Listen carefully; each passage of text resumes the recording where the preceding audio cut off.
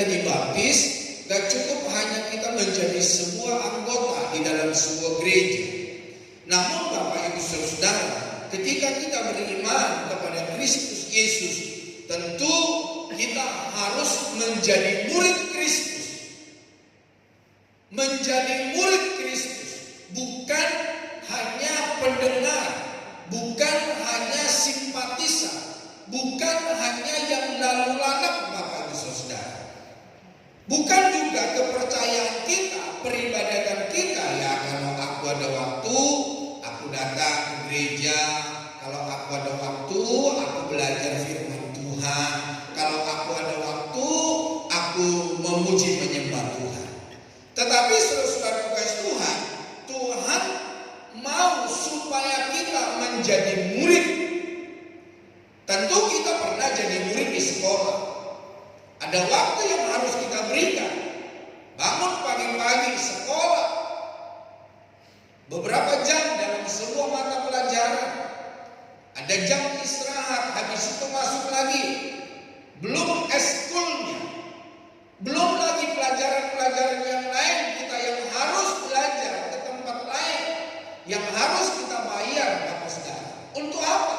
Supaya kita menjadi murid yang handal, supaya kita dapat meraih segala apa yang kita perlukan dan butuhkan. Nah, Bapak Ibu Saudara, untuk dunia saja, untuk pengetahuan dunia saja, kita memberikan waktu, kita mengocorkan duit kita. Nah, bagaimana dengan Tuhan, Bapak Ibu Saudara? Waktu saya berkhotbah di dalam satu gereja, saya bertanya, berapa kali Anda makan sehari? Dia bilang 3 kali, Pak.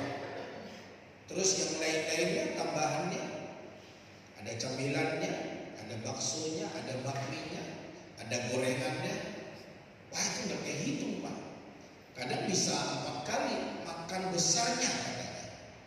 Terus saya tanya, kalau daging saja kita bisa 3 kali dan ada antek-anteknya, ada hal-hal yang lain yang kita konsumsi supaya apa? Tubuh kita ini sehat, kuat. Bagaimana dengan rohanimu, saya bilang? Dia bilang, Pak, saya baca kitab hanya sekali seminggu. Dan tahu Bapak Ibu Saudara, menjadi murid Kristus, bagaimana sikap Bapak Ibu menanggapi kebenaran firman Allah?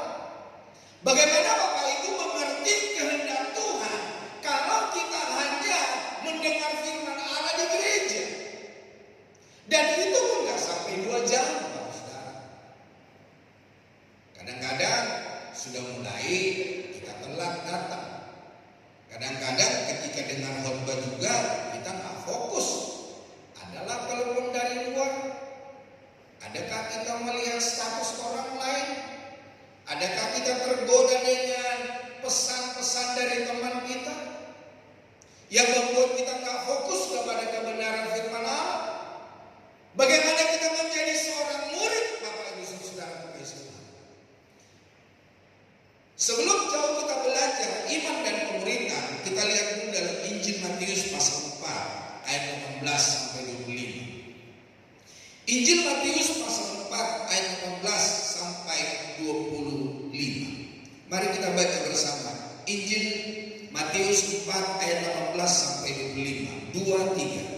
Dan ketika Yesus sedang berjalan menyusur danau Galilea, ia melihat 2 orang bersaudara, yaitu Simon yang disebut Petrus dan Andreas saudaranya. Mereka sedang menebarkan jala di danau, sebab mereka menjala ikan. Yesus berkata kepada mereka, "Mari ikutlah aku, dan kamu akan kujadikan penjala manusia." Lalu mereka pun segera meninggalkan jalannya dan mengikut dia. Dan setelah Yesus pergi dari sana, dilihatnya pula 2 orang bersaudara, yaitu Yakobus anak Zebedeus dan Yohanes saudaranya bersama ayah mereka Zebedeus sedang membereskan jala di dalam perahu. Yesus memanggil mereka dan mereka segera meninggalkan perahu serta ayahnya lalu mengikut dia.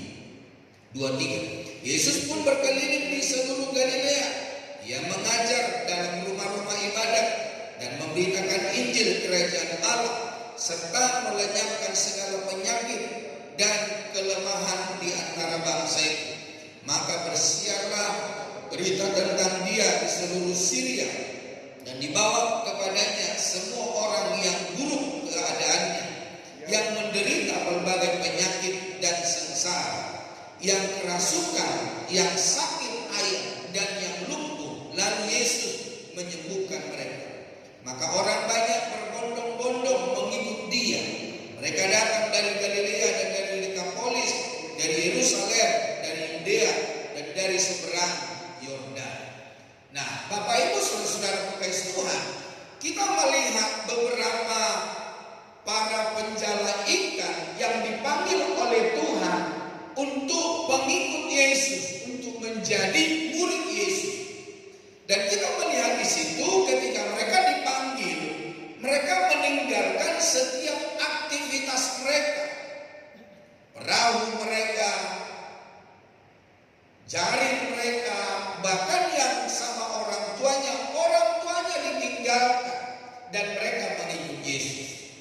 Sebetulnya Bapak Ibu Saudara, gak sampai kalau memang bukan panggilan, gak sampai kita meninggalkan pekerjaan kita, mata pencaharian kita, Pak Saudara. Namun paling tidak kita memberikan waktu kepada Tuhan. Sebagaimana seorang murid di dalam kelas, kalau kita berkata adalah murid Tuhan, pengikut Yesus, tentu kita harus memberikan waktu, belajar mengiring Tuhan, mengikut Tuhan dengan baik, Bapak Ibu Saudara. Jangan seperti ada banyak orang bergerejanya timbul tenggelam, bergerejanya nggak pasti, Bapak Saudara. Jadi Bapak Ibu Saudara kekasih Tuhan, kita melihat orang-orang yang dipanggil oleh Tuhan meninggalkan setiap aktivitasnya dan mengikut Yesus. Ya, sebelum kita lanjut Bapak Ibu Saudara, saya menceritakan dulu keadaan Galilea ini. Jadi semua murid-murid yang dipanggil oleh Tuhan itu di satu danau, Bapak Saudara. Jadi setiap danau itu, setiap daerah itu maka disebut danau. Danau apa? Danau Galilea. Karena apa? Karena itu di daerah Galilea. Padahal danau itu satu, Danau Genesaret. Sama juga, danaunya satu, cuma orang Nazaret. Danau Tiberias. Kenapa? Ya karena memang itu Danau Tiberias. Dan dikatakan Yesus memberitakan Injil sampai ke Syria. Jadi kalau Yerusalem itu kita naik terus ke Gunung Hermon. Makanya ada di dalam Mazmur berkata, dari Gunung Hermon turun sampai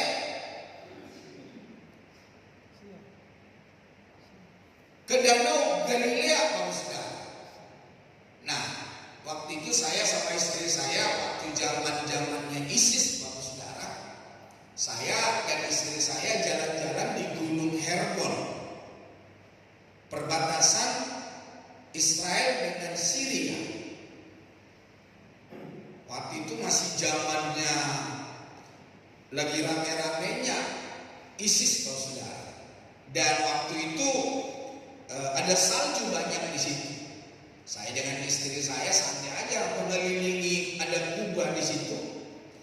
Namun Bapak Ibu Saudara, tentara Israel itu cepat-cepat datang menghampiri saya dan Israel. Jangan main di situ, nanti kamu ditembak. Karena itu perbatasan ke Syria. Kalau kamu lihat ke bawah, itu di bawah itu Syria, orang-orang ISIS. Jadi Bapak Ibu Saudara kekasih Tuhan, firman Allah ini berkata dari Yerusalem, Galilea, Samaria, terus sampai ke atas, sampai ke Syria, Yesus memberitakan Injil. Bahkan pergi ke seberang sungai Yordan. Ya tentu mungkin daerah Yordania, gitu ya Bapak Saudara. Nah, Bapak Ibu Saudara kekasih Tuhan, saya banyak menemukan orang-orang yang sudah bertahun-tahun menerima Tuhan Yesus, namun tidak mengalami perubahan hidup. mencuri tetap mencuri, menipu tetap menipu,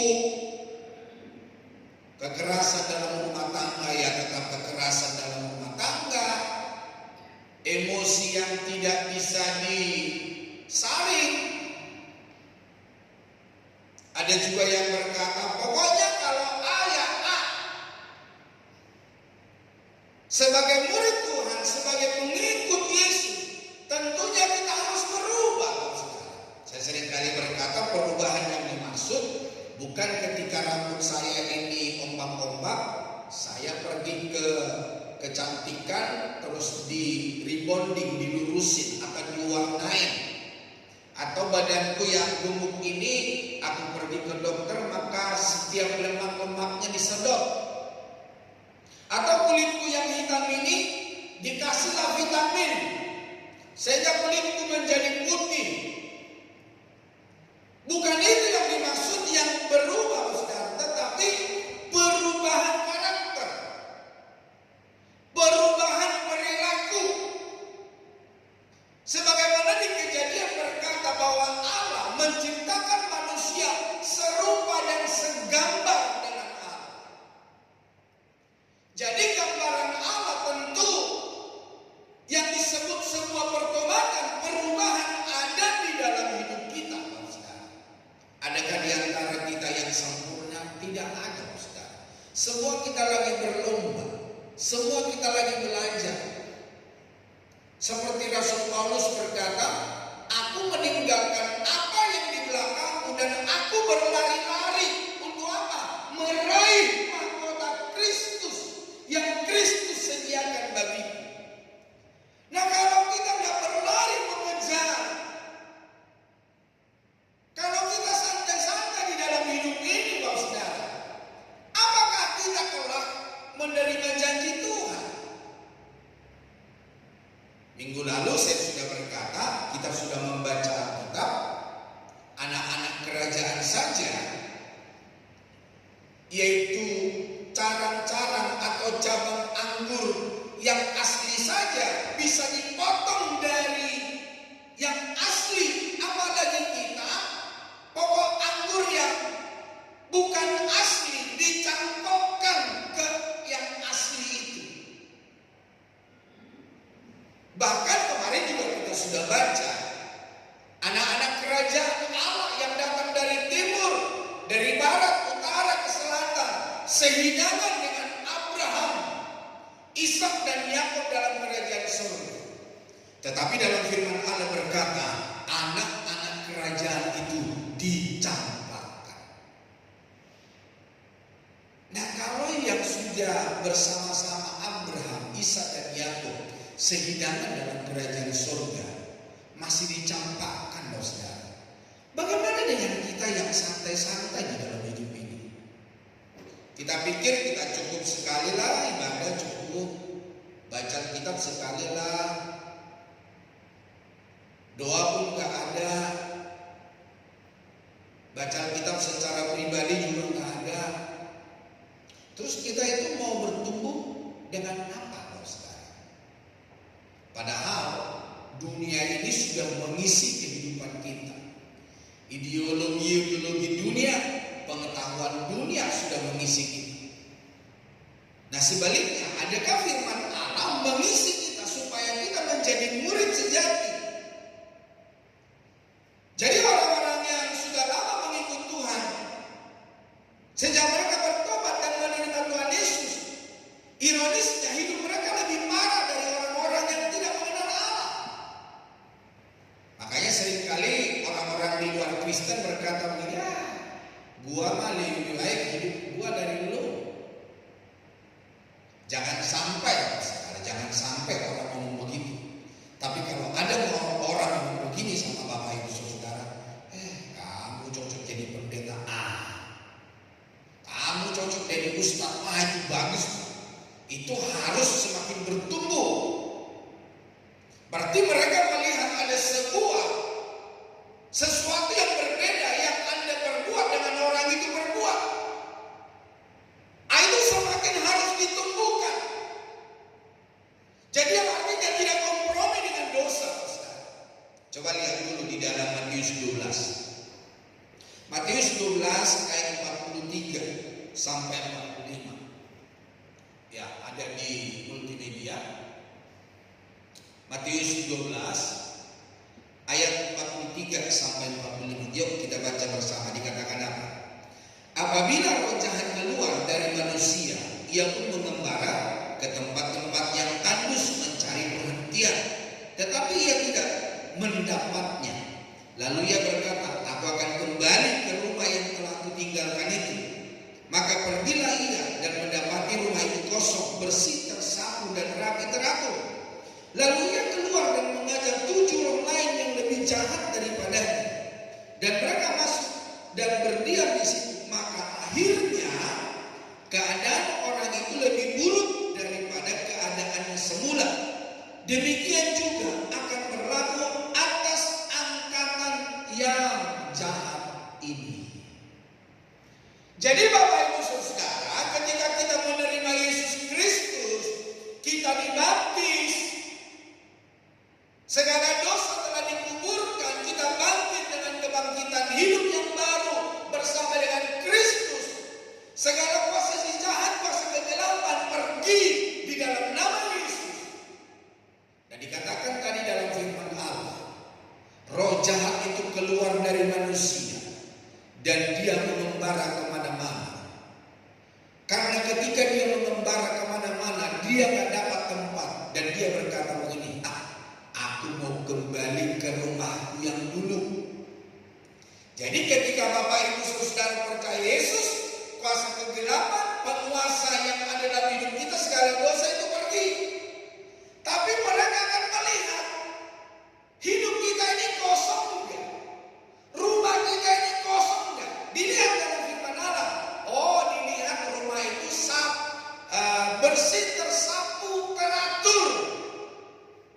Dan ketika dia lihat kosong, dia keluar kembali dan dia mengajak temannya 7 roh yang lebih jahat dari dia. Sehingga orang yang tadinya percaya Yesus masih tetap percaya Yesus, masih ke gereja, tapi jahatnya luar biasa. Bapak Ibu Saudara, jadi mengikut Yesus itu gak segampang membalikkan tangan, Bapak Saudara. Menjadi orang Kristen itu gampang. Ya dibaptis, terdaftar dalam satu gereja, tapi menjadi pengikut Yesus enggak, Bapak Saudara. Gak segampang itu. Perlu ada perubahan hidup, perlu hidup kita ini diisi dengan kebenaran firman Allah. Supaya apa? Oleh firman Tuhan yang ada di dalam hidup kita, yang menuntun kita, yang mengarahkan kita tidak menyimpang ke kiri dan ke kanan. Kita menolak segala dosa, kita menolak segala keinginan daging. Memang sakit, Pak, sakit. Tapi itulah kata firman Tuhan. Kalau kau mau mengikut aku, pikullah salib. Dan kuk yang kupasang itu tidak berat. Itu kata Yesus. Nah, Bapak Ibu Saudara, bila diselidiki lebih lanjut, penyebab utama kemunduran mereka adalah karena mereka tidak dimuridkan di dalam komunitas gereja. Ada banyak orang, ya seperti yang saya bilang tadi, ya cukuplah ke gereja sekali seperti kita jam 9 gitu ya. Tapi nggak ada komunitas-komunitas lain yang membuat kita bertumbuh. Ya Bapak Ibu Saudara, tetap saya undang. Setiap hari Kamis itu kita ada doa dan puasa, ada komsel. Jadi khotbah saya hari ini, Bapak Saudara, kita komselkan hari Kamis. Semua kita yang datang mengutarakan pendapat. Saya saja yang mengkhotbahkannya. Saya dengar Bapak Ibu Saudara yang komsel, saya diberkati kembali. Oh iya ya, ini kok ada kalimat atau kata-kata baru dari orang ini. Waktu saya khotbah saya nggak keluar seperti itu, tapi saya dapat berkat dari Bapak Ibu Saudara. Jadi akhirnya saya ini semakin diisi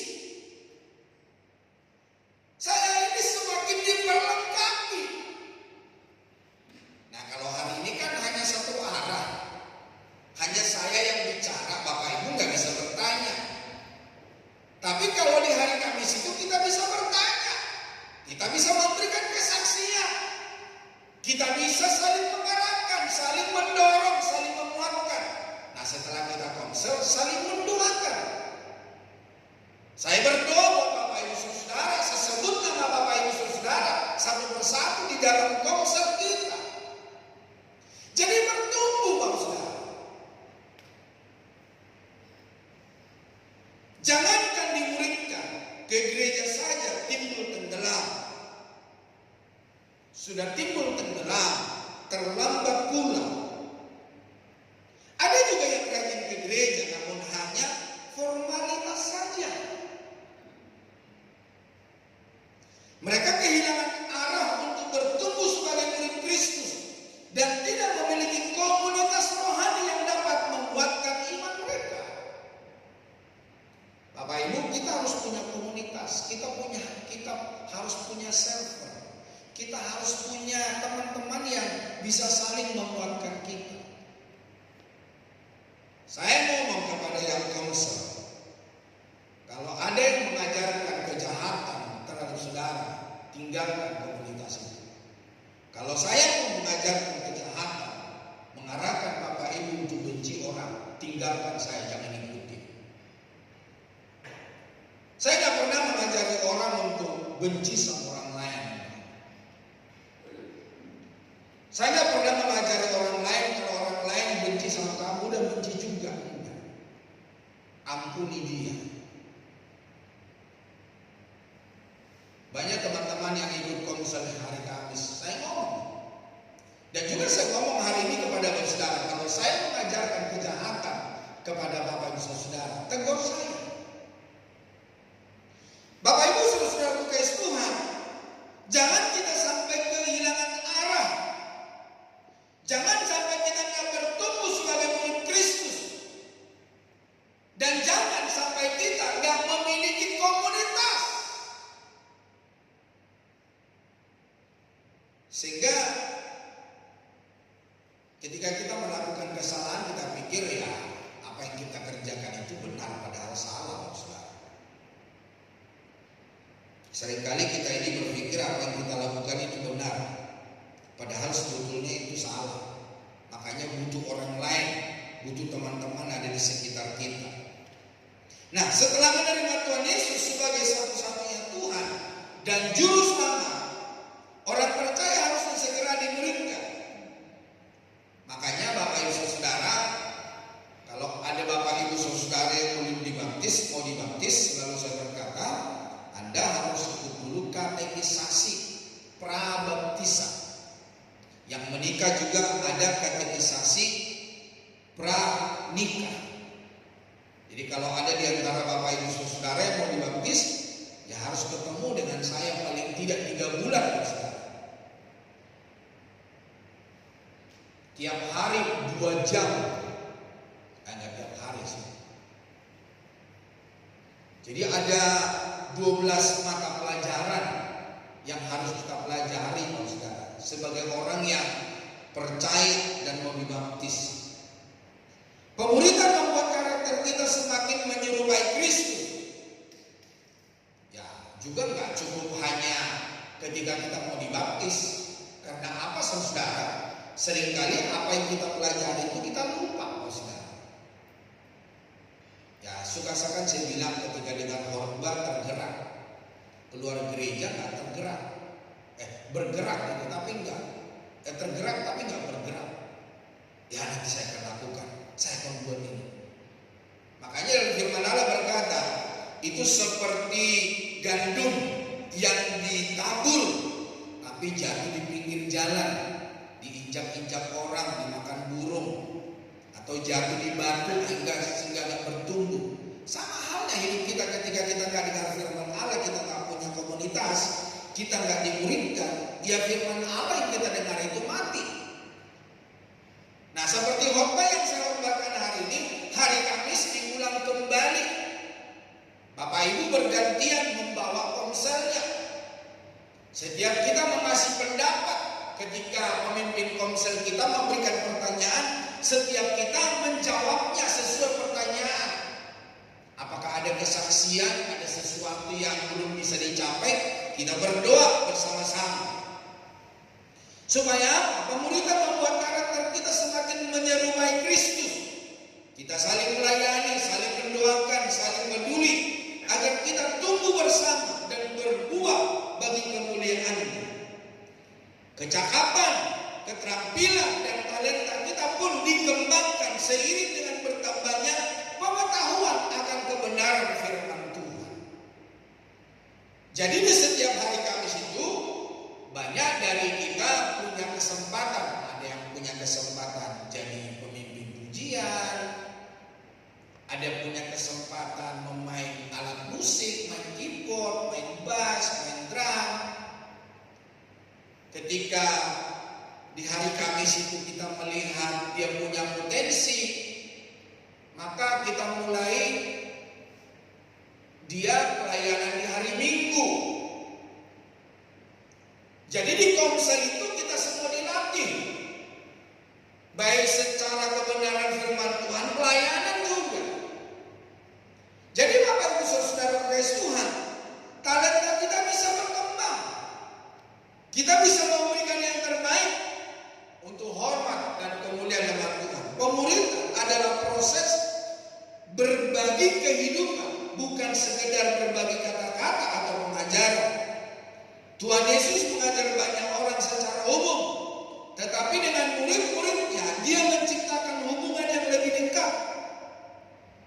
Ya, seperti di Komsel kita menciptakan hubungan yang lebih dekat, seperti keluarga, seperti saudara. Tuhan Yesus menggunakan kelompok kecil yang terdiri dari 12 orang yang secara khusus disebut sebagai murid-muridnya. Kepada murid-muridnya Yesus mengajarkan hal-hal yang lebih detail, lebih jelas, dan lebih dalam dibandingkan saat mengajar kepada orang banyak. Jadi Yesus itu bisa membagi hidupnya. Ya, ketika saya di Jakarta itu ada orang-orang tertentu saya ajak untuk ngikutin saya. Bukan untuk bawa tas saya, bukan untuk nyetir mobil saya, bukan. Jadi supaya dia melihat cara pelayanan, bagaimana kita melayani, bagaimana kita menghadapi orang. Jadi artinya membagi hidup kepada orang lain. Nah, itu yang lebih cepat dapat memuridkan orang lain. Melalui pemuridan di gereja, jemaat Tuhan diingatkan, dikuatkan akan pentingnya doa. Iman yang bertumbuh dengan membaca, merenungkan, dan melakukan firman Tuhan yang tertulis di dalam Alkitab, dan mempraktekkannya. Kasih Kristus kepada sesama dimulai dari mana? Dari keluarga. Agar makin banyak orang yang mengenal dan mau menjadi murid Kristus. Minggu-minggu kemarin saya sudah berkata, banyak orang tua berharap ketika mereka sekolah, di sekolah itu mereka pintar, karakter mereka terbentuk. Banyak juga orang tua berharap ketika anak-anaknya ke gereja, berharap anak yang bandel di rumah datang ke gereja, dia pulang menjadi anak yang baik. Padahal sebetulnya Bapak Saudara, pengajaran pemuridan pertama, pendidikan pertama kepada anak-anak itu ada di rumah. Waktu mereka paling banyak di rumah. Di gereja paling berapa jam? Paling 2 jam. Ya namanya juga anak-anak, 2 jam pun mereka gak konsentrasi. Nah, di rumah mereka lebih banyak waktu. Nah, siapa yang menjadi pengajar? Siapa yang dapat memuridkan anak-anak? Ya orang tua, para orang tua.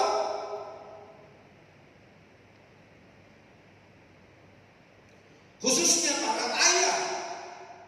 Para ayah di sini masih ingat tugas dan tanggung jawabnya apa? Apa tugasnya bapak pria di rumah apa? Wanita yang jawab ya. Pak Meldi, apa Pak Meldi ingat tugasnya sebagai pria di rumah?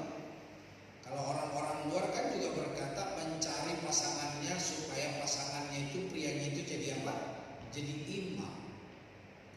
Jadi kita para pria di rumah itu jadi imam. itu apa? Tugasnya imam, tugasnya pria itu membawa istri, membawa anak-anak untuk mengenal Tuhan. Jadi untuk membawa seluruh keluarga mengenal Yesus. Apalagi tugas pria, ada yang hafal? Menjadi apa? Nabi. Nabi itu untuk apa? Menegur, menasehati, mendisiplin. Kita para pria jangan pembiaran terhadap anak. Nanti tumbuh besar, jangan tumbuh besar.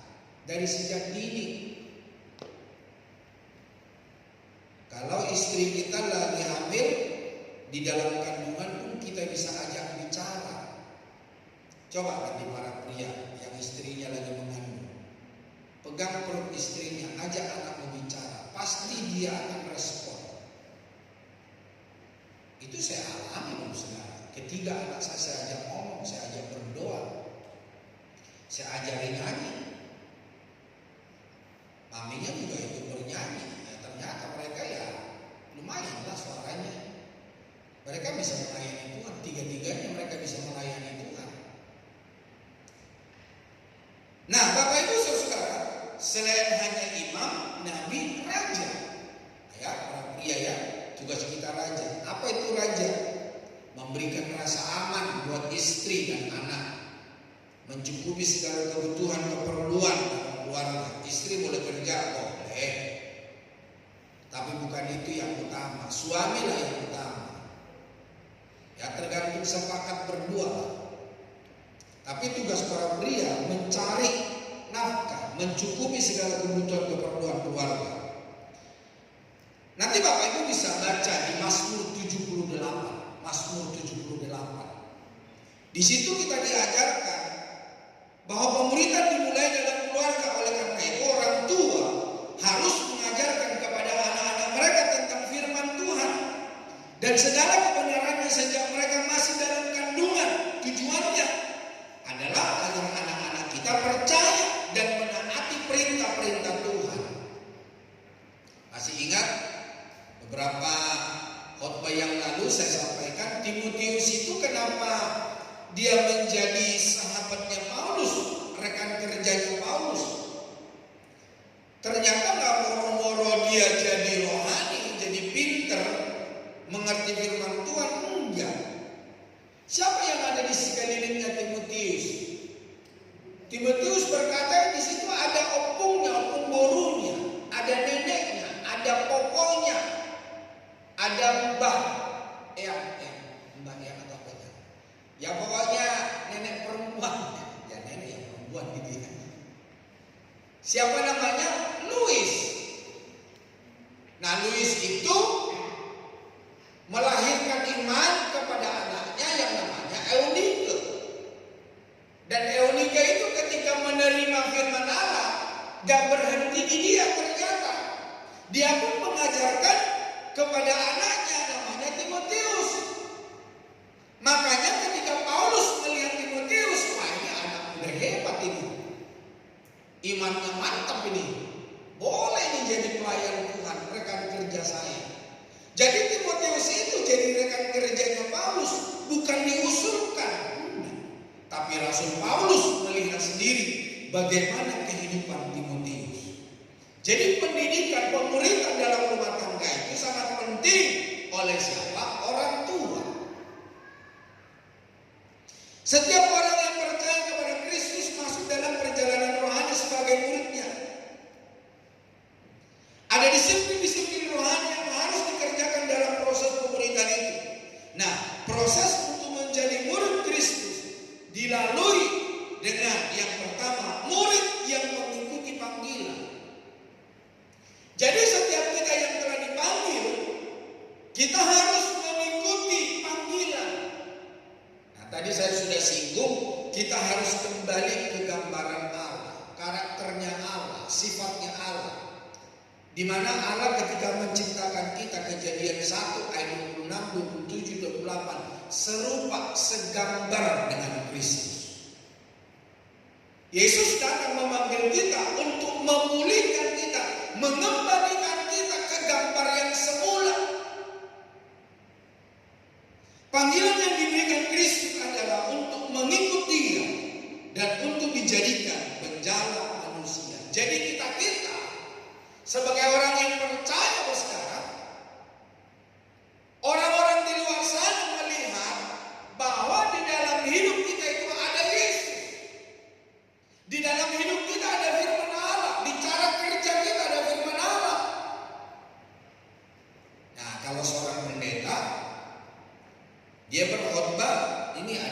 mimbarnya. Isi khotbahnya, sasaran khotbahnya, isi khotbahnya firman Tuhan, sasarannya jemaat, sasarannya pengkhotbahnya. Kalau Bapak Ibu yang bekerja, mimbarnya apa? Meja. Bapak Ibu kerja, itu mimbarnya. Khotbahnya apa? Pekerjaan yang Bapak Ibu dipercayakan, itu khotbah Bapak Saudara. Hasil dari khotbah Bapak Ibu Saudara, hasil pekerjaanmu. Bagaimana kamu mengerjakannya dengan baik, sehingga pekerjaanmu itu menjadi berkat. Atasanmu, bosmu senang, engkau diangkat, gajimu naik. Tapi kalau tidak, dia akan membuat 1001 macam cara supaya kau gak kerasa di situ, supaya kau cepat-cepat keluar. Apalagi sudah jatuh tempo. Apa zaman sekarang kan itu ya, apa namanya, kerja kontrak. Kita mau perpanjang, perusahaan nggak mau. Karena apa? Mereka melihat kelakuan kita, karakter kita nggak baik. Panggilan menjadi murid Yesus adalah berasal dari Yesus sendiri, diteguhkan oleh sabda Yesus. Yohanes 15 ayat 16. Dikatakan apa di situ? Yohanes 15 ayat 16. Bukan kamu yang memilih aku, melainkan akulah yang memilih kamu. Ya, saya seringkali kan berikan contoh seperti mikrofon yang saya pegang ini. Nama mikrofon ini banyak di luar sana, nama yang sama, tipe yang sama, apa namanya, standar, kualitas yang sama. Tetapi khusus mikrofon yang saya pegang ini dipakai di dalam gereja untuk kemuliaan nama Tuhan.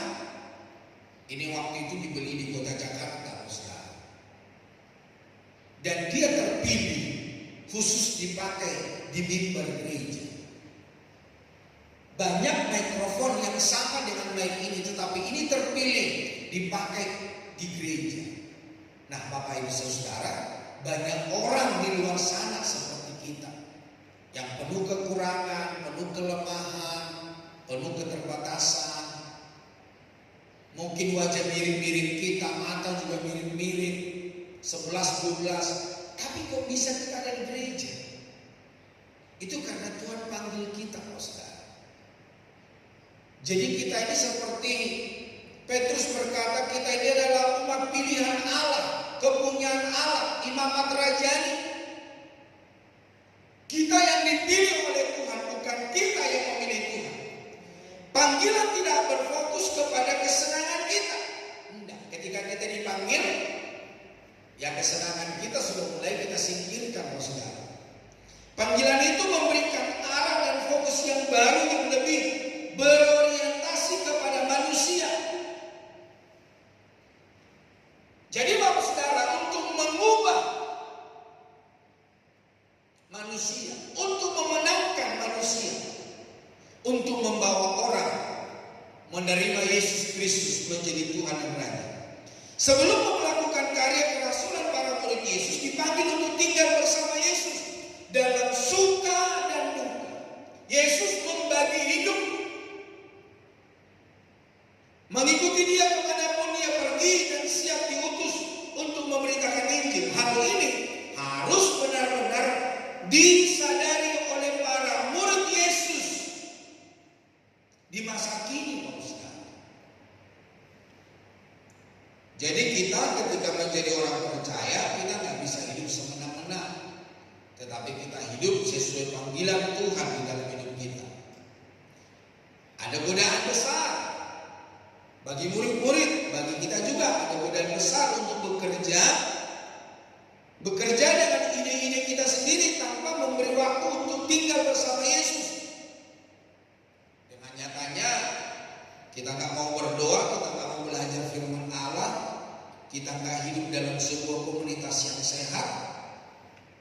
Kita menarik diri, seperti pemazmur berkata, kita menempatkan diri kita di tempat yang salah, di tempat yang berdosa.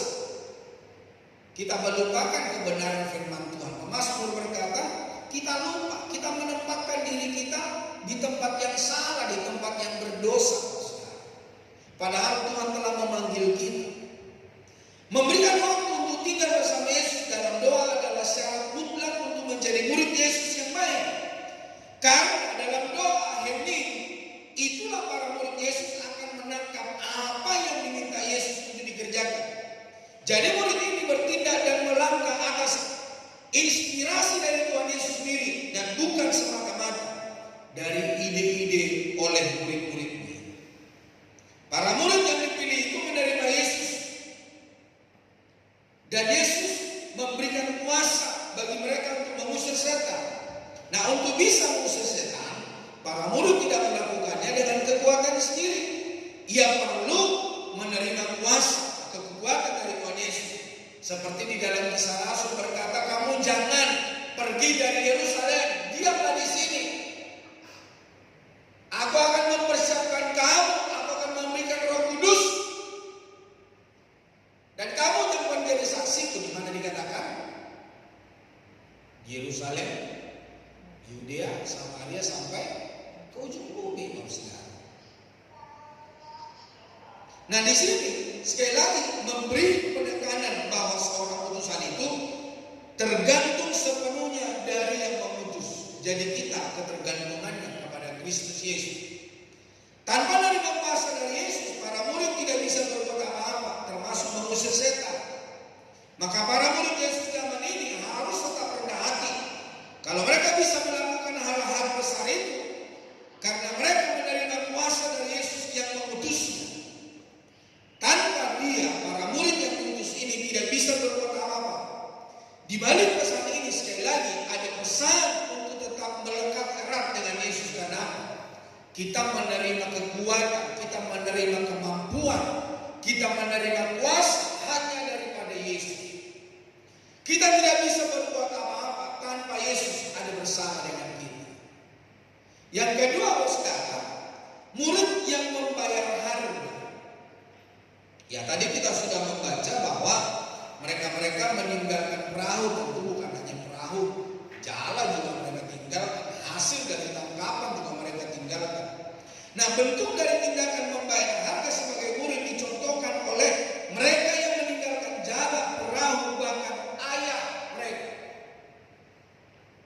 Di dalam Matius 10 ayat 34 mulai dikatakan apa? Injil Matius pasal 10 ayat 34 sampai 37.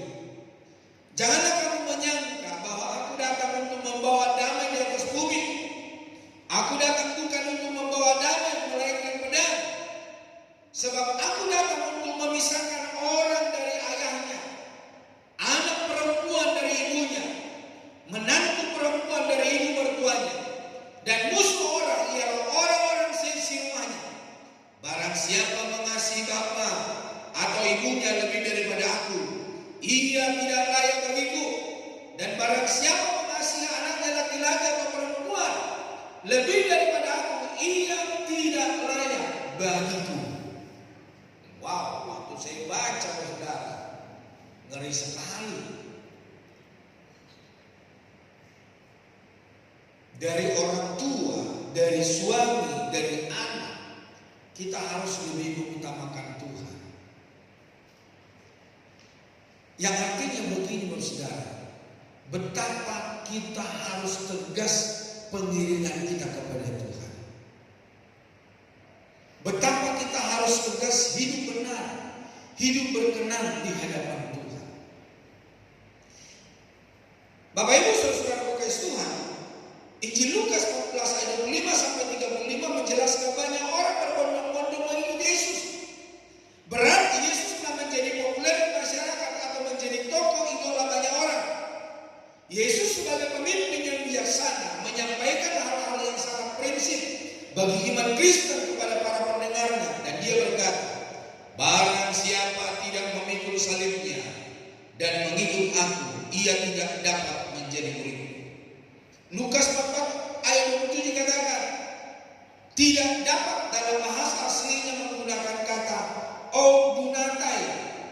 Kata ini bisa berarti tidak punya hak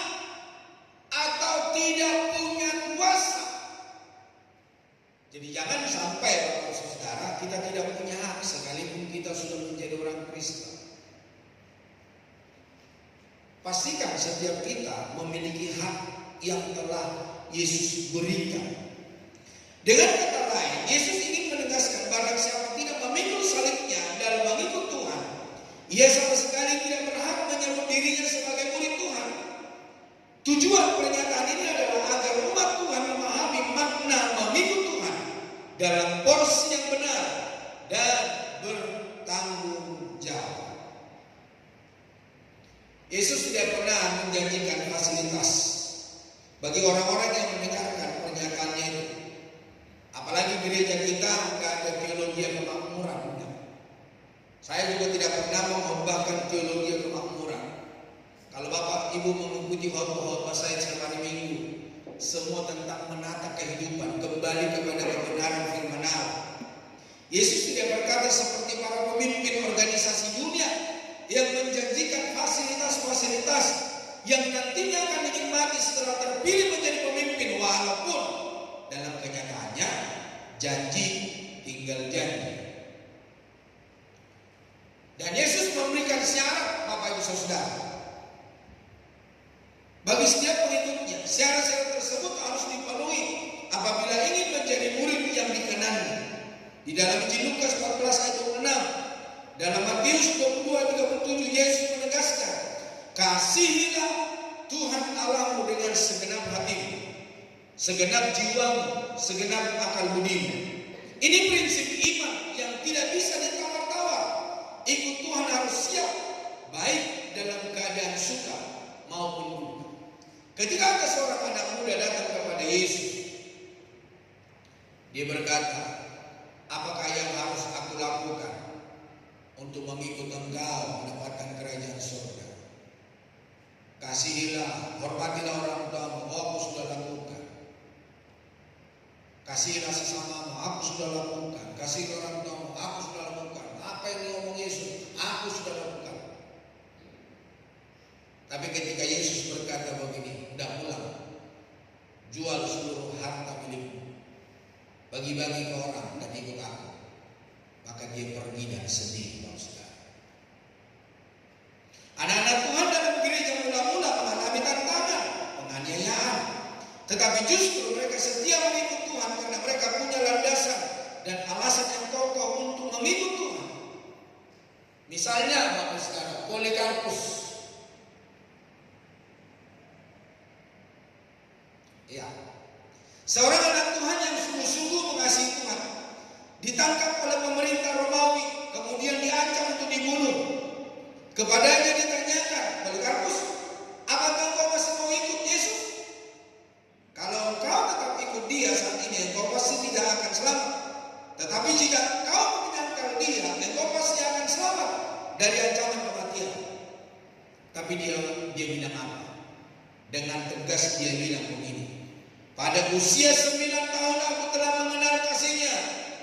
Sekarang aku telah berusia 84 tahun. Aku tidak pernah disakitinya. Bagaimana mungkin aku menyangkal dia? Polikarpus memiliki alasan yang kuat untuk mengikut Yesus. Bapak Ibu tahu lagu ini? Ada yang tahu lagu ini? Sering nyanyikan itu? Mengikut Yesus keputusan, mengikut Yesus keputusanku, mengikut Yesus keputusanku, ku tak ingkar, ku tak ingkar. Ada yang tahu peristiwa ini? Ada yang tahu? Ketika para misionaris datang ke India memberitakan Injil di daerah Assam namanya, ada orang-orang India yang percaya, dan salah satu keluarga yang mengatakan mengikut Yesus keputusan. Ketika keluarga ini ditangkap, saudara, karena mereka percaya Yesus, mereka diancam. Kamu mau tetap percaya Yesus atau tinggalkan Yesus? Sama kayak Polikarpus. Kalau kamu percaya Yesus, maka nyawamu akan mengingkari dia, kamu tinggalkan dia, kamu kembali ke iman yang lama, kau akan selamat. Anak Tuhan yang telah menerima Injil berkata, tidak, mengikut Yesus keputusan. Aku tidak ingkar. Apa yang terjadi saudara? Dibunuh anaknya.